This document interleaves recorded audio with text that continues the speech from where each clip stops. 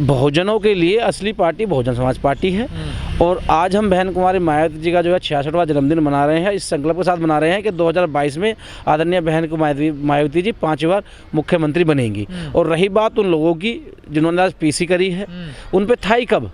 वो तो कंगले आदमी हैं, कुछ है ही नहीं उनके पास। समाज को गुमराह करके बेवकूफ़ बना करके आप सोच रहे थे कि हम जो है समाज को बेच देंगे। समाज बिकने वाला थोड़ा ना है। अगर अखिलेश जी इनको टिकट भी दे देते ना, सीट भी दे देते, तो भी नहीं पड़ना सन्नाटा, कुछ नहीं मिलने वाला है।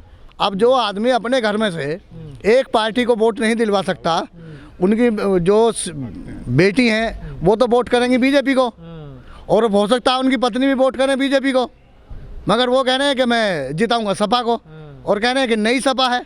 नई सपा कैसी नई सपा है? सपा में तो वही सब लोग हैं पुराने। ये वही तो सपा है कि जिसमें आरक्षण का बिल फाड़ दिया गया था। वही तो सपा है कि रोड पर चलती हुई गाड़ी पर अगर यादव लिख दिया तो दूसरी गाड़ी को रास्ता नहीं दिया गया। आप उस नेता की बात कर रहे हैं जो छब्बीपुर में किसी उन 55 घरों से मिलने नहीं गया। आप उस नेता की बात कर रहे हैं जो हर 5 मिनट में बेहोश हो जाता है आंदोलन करते भी रहा।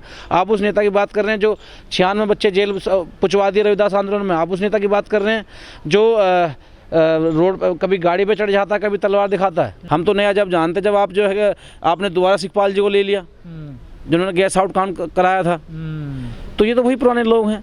हाँ, ये गलत फहमी है, गलत प्रचार किया जा रहा है कि अब नई सपा है, जो पहले दलितों के साथ हुआ अब नहीं होगा सपा में। अभी एक ऑडियो वायरल हो रही है आगरा से, वहाँ कुछ लोग ये कहते नजर आ रहे हैं कि दद्दा की सरकार आ रही है, बता देंगे। कोई मामला है आगरा से जो दलित समाज को लेकर के, कहोगा तो मैं आपको दे भी दूंगा, तो ठीक है ना। तो ये आप समझ लीजिए कि अभी सरकार बनी नहीं है, सभी लोग चुनाव लड़ रहे हैं और ये लोग तैयार हो गए अत्याचार करने के लिए। बिल्कुल भी नहीं है। क्यों नहीं है? इसलिए नहीं है क्योंकि वहाँ संविधान की बात नहीं होती, वहाँ अम्बेडकर की बात नहीं होती, वहाँ मानवता की बात नहीं होती, वहाँ मान सम्मान की बात नहीं होती। सबसे ज़्यादा रेप अगर हुए तो सपा सरकार में हुए, सबसे ज़्यादा अगर जो कब्जे हुए, भूमाफिया मुकदमे हुए, आप ये तो आंकड़े आप जो पिछड़े नेता सपा में जा रहे हैं, मंत्री बीजेपी का मंत्री पद छोड़ कर, आप कह रहे हैं वहाँ कुछ नहीं है। वो लोग जा रहे हैं जिन्हें अपनी राजनीति चला के रखनी है, ठीक है। जनता उनके पास नहीं है, लोग उनके पास नहीं है, वो तो अपने परिवारवाद को टिकट मिल जाए, वोट मिल जाए, हम नेता बन जाए, इस चक्कर में लगे हुए हैं, ठीक है। उनके पास जनता ही नहीं है ना। तो अब इस बार आप देख लेना, अगर आप बात करना चाहते हैं कि अब स्वामी प्रसाद मौर्य की, जनता नहीं है कह रहे हैं, पूरा चुनाव पलट गया यूपी का। कहाँ पलट दिया? अगर सिर्फ मीडिया से चुनाव पलटे जाते तो कांग्रेस ना जाती। अगर सिर्फ मीडिया से चुनाव पलटे जाते तो बीजेपी ताल ठोक रही थी पश्चिम बंगाल में। ममता ने वहीं बंद कर दिया उन लोगों को, आगे नहीं बढ़ने दिया।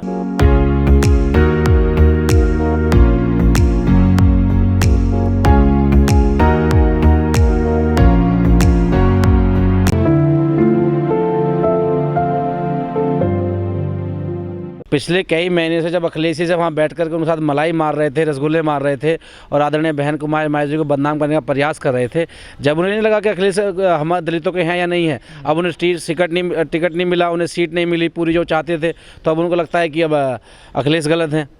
देखिए, ये लड़ाई जो है पार्टी की नहीं है, ये लड़ाई समाज आर्थिक रूप से एक उस वर्ग को मजबूत करने के लिए जिसके लिए बहन जी काम कर रही हैं। और अभी किसी नेता का इतना बड़ा कद नहीं है जो बहन जी के मान सम्मान में कोई ठेस पहुँचा सके। इस बात को अखिलेश जी भी जानते हैं कि जो व्यक्ति सहारनपुर का ना हुआ, जो व्यक्ति समाज का ना हुआ, वो मेरी पार्टी का क्या होगा। तो अखिलेश जी जो निर्णय लिया है वो सोच समझ कर लिया है। और किसी को अगर लगता है कि राजनीति करनी है तो बहुजन समाज पार्टी हमारा समुंदर है, हमारा परिवार है, उसमें अगर राजनीति करे। इससे पहले कई बार तो बहन जी ने आपको नहीं लगता कि दलितों का अपमान कर दिया हो, जैसे अखिलेश यादव ने, चंद्रशेखर तो दलित समाज से आते हैं ना, उनको ना सम्मान रखा नहीं गया उनका। देखिए, अगर अखिलेश जी ने दलितों को अगर अपमान किया है तो और भी बहुत नेता उसमें गए हैं। अब ये समाज को तय करना है कि हमारी जो है असली पार्टी कौन है, हमारी हितैषी कौन है। चंद्रशेखर छोड़िए, अभी तो बहुत नेता गए जो जिन्होंने समाजवादी पार्टी ज्वाइन करी है कि हमें सम्मान मिलेगा, हमें टिकट मिलेगा। अभी जब चुनाव की तारीख पक्की हो जाए, जो वोट पड़ने वाली है, नामांकन का दिन निकल जाए, कितनी मारामारी लगेगी, कितनी भागम भाग लगेगी। पहले उन लोग लड़ाई तो लड़ लो जिन्होंने सहारनपुर के सब्बीरपुर मामले में 40 बच्चे जेल गए थे, वो कहाँ हैं? पहले उनकी लड़ाई तो लड़ लो, बाद में लड़ने ना किसी और की। ये तो बीजेपी के द्वारा इनको तैयार किया गया कि जिससे कि बहुजन समाज की वोट को काटा जाए। लोगों की समझ में आ गया, अखिलेश जी की समझ में आ गया कि कहीं कुछ नहीं होने वाला। सिर्फ इसलिए इनको इस्तेमाल, जो उन्होंने कहा कि मेरा इस्तेमाल किया गया है, मैं 2 महीने से मुझे जोड़ कर रखा, जिससे कि जो है एक छवि साफ हो जाए कि भाई कौन उनके साथ खड़ा, कौन नहीं खड़ा है। सैकड़ा पानी कर पाए वो लोग। पिछड़ा वोट है अब सपा के साथ चला गया है, नेताओं के साथ। कुछ भी नहीं है, सगला पिछड़ा वोट, SC वोट और जो मैं कह सकता हूँ OBC वोट, माइनॉरिटी का वोट सगला बहुजन समाज पार्टी के पास है। 10 तारीख को वोट पड़ेगा, 10 मार्च को जब रिजल्ट आएंगे आप देख लीजिए किस तरीके से बहन जी जो 5 बार मुख्यमंत्री बनेगी। मौर्य को 15 दिन ही पहले, 20 दिन पहले क्यों पता चला कि मेरे समाज का यहाँ शोषण हो रहा है, मेरी आवाज नहीं उठाई जा रही थी? पूरे 5 साल मलाई चाटी, अपना कारोबार सेट किया, कारोबार सेट करने के बाद दोबारा टिकट मांग गए कि मेरे बेटे को, मेरी बिटिया को, मेरे परिवार को टिकट मिले, ठीक है ना। और जब वो नहीं मिले तो इन्हें याद आई कि मेरे समाज का शोषण हो रहा है। अगर आप शोषण हो रहा था तो पहले दिन से स्टार्ट हो गया होगा।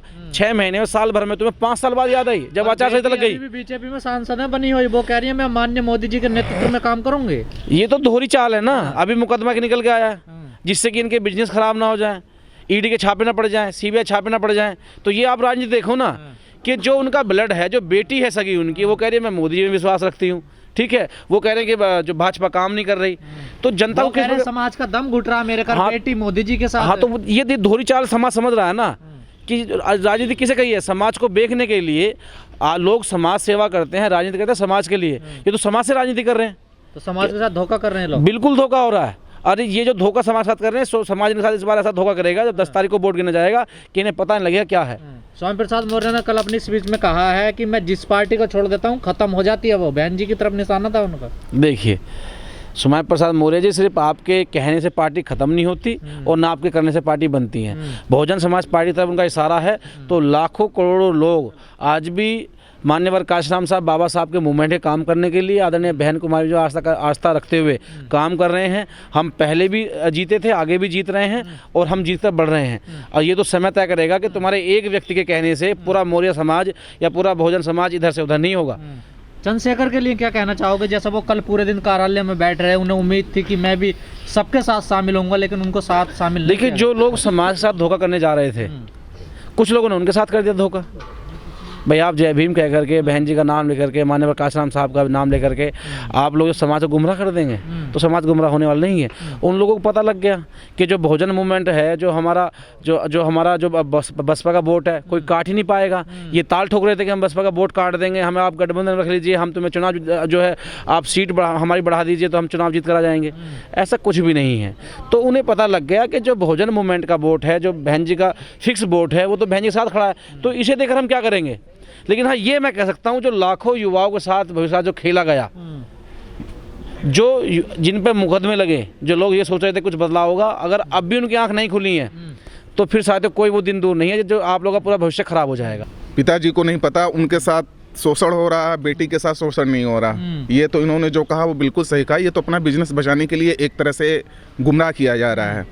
उनकी विचारधारा अलग है, घर की बेटी की विचारधारा अलग है। वो तो अभी भी सांसद हैं। उनकी विचारधारा ये है कि हम मोदी के साथ हैं, सबका साथ सबका विकास। तो उनके पिताजी के साथ सबका विकास नहीं हुआ। उनके पिताजी का विकास तो बहुत हुआ, उनके परिवार का विकास बहुत अच्छा हुआ। और अब जब उनको मात्र 10 दिन या 15 दिन जो भी बचे हैं इलेक्शन में, तब उनको शोषण हो रहा है, उनके समाज का शोषण हो रहा है। पहले से क्यों नहीं कहते हैं लोग कि हमारी आवाज नहीं उठा जा रही? ये लास्ट में क्यों कहते हैं? आगे अवसरवादिता बिल्कुल।